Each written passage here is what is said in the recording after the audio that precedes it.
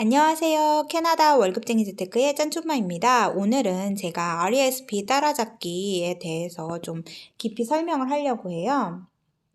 이게 뭐냐면 이제 나이가 뭐 한 13살, 12살 뭐 이렇게 늦게 RESP를 가입을 하신 거예요.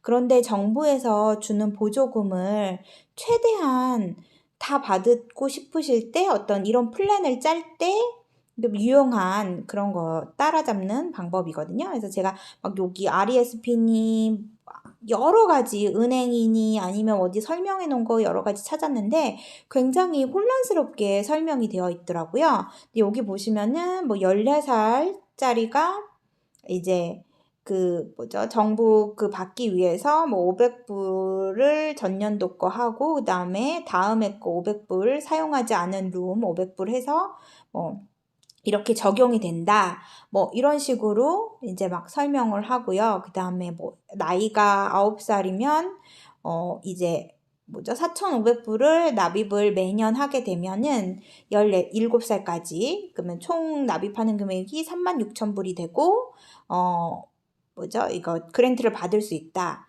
그런 거예요. 근데 5,000불을 사실 넣어야 이게 그렇게 되는데 이 같은 경우에는 부모가 뭐라 그러죠? 수입이 얘기하면 한 6만 불, 5만 불 이 정도 됐나 봐요. 그래서 이렇게 계산이 된 거예요. 왜냐면 뭐죠? 에디셔널 그 보조금을 받은 거예요. 여기 보면 그래서 제가 정확하게 하려고 CRA 사이트에 가서 확인을 했어요. 그러면 어떻게 다음 연도로 그 뭐죠? 그 CSG 그랜트 룸이 이월되는지 써 있는데 그냥 올해 사용하지 않은 거는 다음 해로 넘어가서 합산이 된다. 약간 이렇게 되어 있어요. 근데 여기 밑에도 보면은 뭐 2006년까지는 뭐 4,000불, 그 다음에 2007년부터 그 이후에는 뭐 5,000불 넣으면 여기 보시면은 결국 20% 주는 건데 약간 금액이 다르죠. 이런 것도 조금 자세하게 알려면 확인해 보시면 좋아요. 그리고 이제 더 밑에 보면은 금액이 45,282불일 때 100불을 준다. 뭐 이렇게 되어 있잖아요. 그러니까 그 부모의 소득에 따라서 금액이 다르다는 거고. 제가 그래서 굉장히 헷갈려서 좀 정확하게 나와 있는 이 TD 웰스 여기 들어가서 확인을 했어요. 그리고 가장 뭐죠? 이그젬플을 줬을 때 이해하기 쉽고 이해할 수 있는 이런 걸 찾았어요. 왜냐면 워낙 많은 사이트에 설명을 하지만 굉장히 혼란스럽게 되어 있고 정확하게 되어 있지 않기 때문에 제가 여기를 찾았는데 여기 보시면은 요 그래프는 제가 조금 다시 더 설명을 드릴게요. 기본적으로 그럼 이제 RESP가 뭔지 얘기를 해드리면 정부에 등록된 교육 적금 플랜이에요. 그리고 한 아이당 RESP 어카운트로 1년에 2,500불을 넣게 되면 보조금 500불을 주는 제도예요. 그리고 한 아이당 보조금은 7,200불까지만 지원이 되고요. 그 이상은 이제 납입은 할 수 있지만 정부에서 보조금은 지급이 안 되는 거죠. 그 한 아이당 총 납입할 수 있는 금액은 5만 불까지로 제한을 두고 있어요. 그 점 기억해 주시면 될 것 같아요. RESP 그러면 어떻게 캐치업할 수 있는지 지금 한번 보도록 할게요.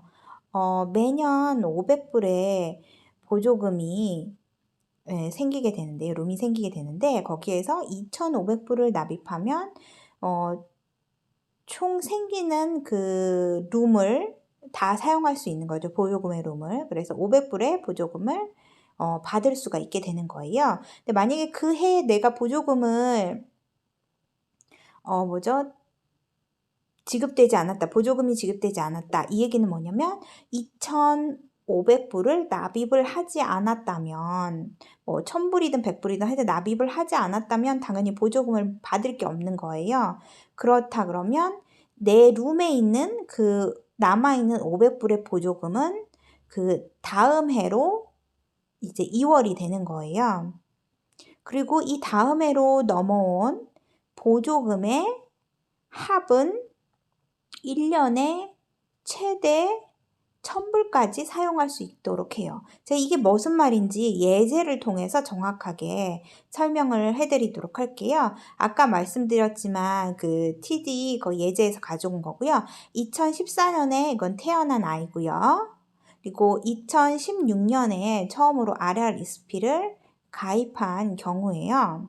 그래서 2014년에 그러니까 첫 해에 500불의 룸이 생기고요. 이때 부모는 RRSP를 아예 가입도 아직 안 한 상태예요. 그렇지만 애가 태어나면서부터 룸이 생겨 있는 거죠. 그러고 그 500불이 그대로 이제 따라가게 되고요. 당연히 컨트리뷰션 한 금액이 없으니까 오픈도 안 했으니까 제로가 되는 거고요. 그래서 당연히 제로니까 그 옆에도 제로. 그거에 해당하는 만큼 주는 금액이 없으니까 제로. 그리고 당연히 그것도 제로. 그래서 룸은 생성이 되어 있어요. 그래서 500불의 룸이 생성되었고 그 500불은 다시 2월이 되게 되는 거예요. 그래서 15년에 500불에 나의 룸이 또 생기는데 거기에다가 2014년에 생겼던 그 룸 500불 합치면 총 1000불의 룸이 2015년도에 생성이 되게 되는 거죠. 그리고 당연히 또 납부를 하지 않았으니까 제로. 납부하지 않았으니까 당연히 제로. 그 옆에도 또 제로. 그래서 총 2월 될 수 있는 그 룸은 1000불이 되는 거예요. 그러면 2016년에 어떻게 되냐? 500불이 또 룸이 생성이 됐고요. 2월 된 1000불과 기존에 2016년에 생성된 500불에서 1500불의 총 그 룸이 생기게 되고요. 거기다가 근데 부모가 이제 가입을 처음 하면서 2500불 모두를 컨트리뷰션을 한 거예요. 그러면 여기 2500불 정부에서 보조금을 주는 계산하는 금액이 나오게 되는 거고요. 그래서 2,500불의 20%인 500불을 그 보조금으로 정부에서 지급이 됐고요. 그러면 여기에 아까 1,500불이 있었는데 500불을 지급을 받았기 때문에 마이너스 500을 하니까 다음 해로 2월 되는 금액은 1,000불이 되는 거예요. 룸은. 그리고 2017년에 500불의 룸이 생겼고 다시 당연히 그 전년도에 1000불 해서 총 1500불의 룸이 생긴 거고요. 그 다음에 이번에는 조금 안 좋으셨나 봐요. 그래서 1000불만 납입을 하신 거예요. 그러면 정부에서는 당연히 납입한 금액인 1000불에 해당하는 금액에 대해서 20% 주니까 그게 총 200불이 되는 거고요. 근데 아까 1000불이었죠. 근데 1500불이었죠. 2017년에.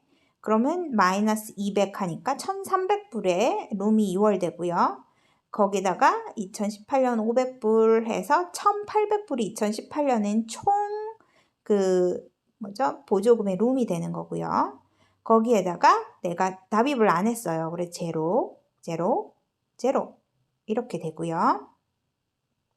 1800불의 룸이 그대로 2019년에 이어지게 되는데 2019년에 500불의 룸이 생성이 됐으니까 합치면 총 2300불의 2019년도에 룸이 되고요.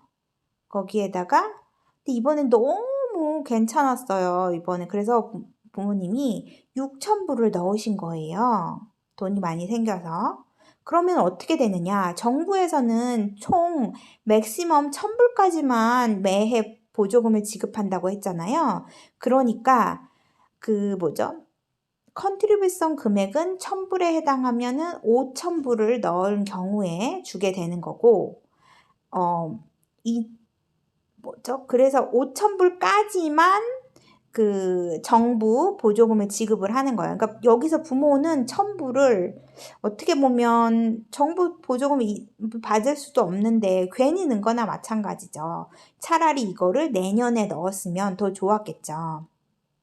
그래서 이렇게 되고 그러면 총 1000불을 빼게 되니까 2,300 마이너스 1,000 하니까 당연히 1,300불이 다음 2020년 해로 넘어가게 되는 거예요. 이해가 쉽죠? 그래서 여기에다 좀 추가로 또 주의사항을 말씀을 드리면 아까 말씀을 드렸지만 7,200불까지만 보조금이 지급되기 때문에 그 이상을 넣는 거는 사실 어떻게 보면 약간 의미는 없다고 보여지고요. 차라리 RRSP나 다른 곳으로 넣는 게 좋고 내가 총 7,200불까지의 보조금을 받는다고 했을 때 실질적으로 내가 불입해야 하는 금액은 36,000불이고요. 아까 말씀드렸지만 매년 5,000불 이하로 넣으셔야 되고 첫 해에는 당연히 2,500불만 넣어야 되고 그 2월 되는 그 금액을 사용할 수 있을 만큼 넣으셔야 되고 7,200불이 넘었을 때는 더 이상 차라리 컨트리뷰션 안 하는 것도 컨트리뷰션을 스탑하는 것도 좋을 것 같아요. 아니면은 별로 6개월, 1년 남았다. 그러면 이제 위드드로우 해서 돈을 그냥 찾아서 하는 것도 괜찮을 거예요. 돈을 찾았다고 해서 그 정부에서 지급한 돈이 바로 다 들어가는 건 아니고 그 통장에 남아서 자녀가 공부할 때 이제 학자금으로 사용할 때 그걸 사용을 할 수가 있게 되는 거예요. 그러니까 굉장히 좋죠. 정확한 그리고 보조금의 룸을 내가 모르겠다. 이럴 경우에는 캐나다 에듀케이션 세이빙으로 전화를 하시면 정확하게 아실 수가 있고요. 1-888-276-3624로 전화하시면 되고요. 여기서 중요한 게 만 15세가 굉장히 중요해요. 왜냐면 만 15세가 되기 전에 RESP 어카운트를 이미 열고 있어야 되고요. 또 두 가지 조건이 충족이 돼야 되는데 만 14세까지 최소 2,000불이 불입이 되어 있거나 혹은 만 15세 전에 4년 동안 적어도 100불의 불입금이 인출하지 않은 상태로 남아 있어야지만 그 16세, 17세에 1,000불을 그 정부로부터 받으실 수가 있게 되는 거예요. 만약에 5,000불을 납입하면 1,000불을 주는 거를 이 상태를 유지해야지만 그 정부에서 돈을 주는 거예요. 만약에 이게 해당이 안 된다 그러면 정부에서는 더 이상 이제 이거를 1,000불까지가 되지가 않는 거예요. 그러니까 이게 굉장히 중요하니까 잘 기억하시면 될 것 같아요. 참고로 은행이나 아니면 보험회사나 약간의 룰이 다를 수가 있어요. 그리고 정기적으로 해야 된다거나 아니면 TD처럼 이렇게 비정기적으로 목돈을 넣을 수도 있고 이렇게 다르기 때문에 잘 확인하시면 되고요. 좋아요와 구독 부탁드립니다.